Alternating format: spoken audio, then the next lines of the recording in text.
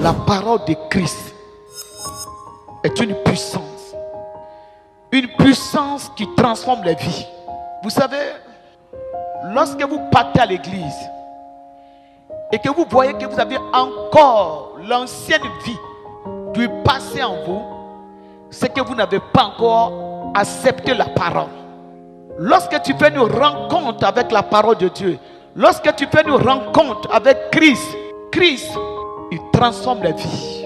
Et c'est le plus grand miracle. Ce miracle ne vaut pas une voiture. Ce miracle ne vaut pas une maison. Les diplômes vont passer. Les voitures vont passer. Tout va passer. Mais une seule chose ne passera.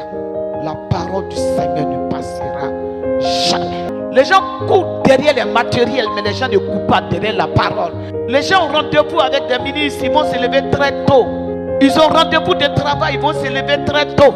Mais ils ont rendez-vous avec le Seigneur, ils vont venir en retard.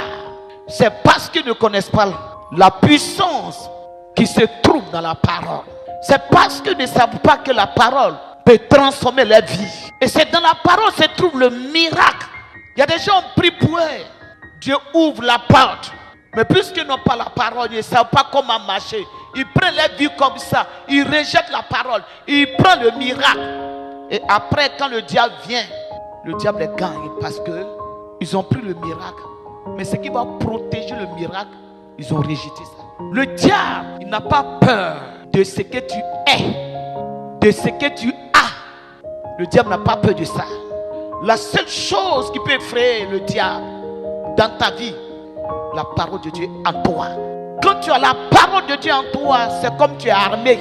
Mais quand tu es un chrétien que tu n'as pas la parole de Dieu en toi, c'est comme un soldat qui a les armes, mais qui marche sans les armes. Donc on ne peut pas venir à l'église pour dire je veux la guérison, je veux le travail, je veux le mariage, je veux le voyage, je veux la voiture. Et rejeter la parole. C'est la parole qui sauve. Jésus était dans le désert. Le diable s'approchait de lui. Lorsque le diable s'approchait de lui, c'est la parole qu'il a utilisée. Il n'a pas utilisé les biens, mais il a utilisé la parole qui est en lui.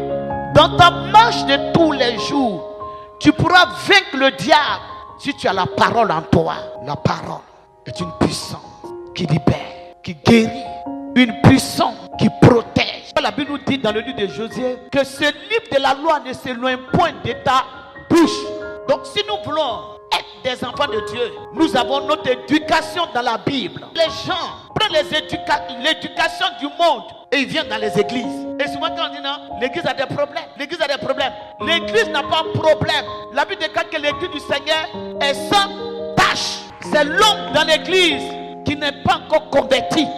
C'est l'homme dans l'église qui n'a pas encore accepté la parole. C'est l'homme dans l'église qui ne marche pas selon la parole de Jésus-Christ et qui n'a pas de problème. C'est l'homme qui a des problèmes. Et lorsque l'homme vient dans l'église, lorsque l'homme accepte la parole, il sera un chrétien. Lorsque vous acceptez la parole va transformer vos vies. La Bible dit à tous ceux qui l'ont accepté, qui ont accepté la parole, à tous ceux qui croient à la parole leur donne de devenir enfants de Dieu.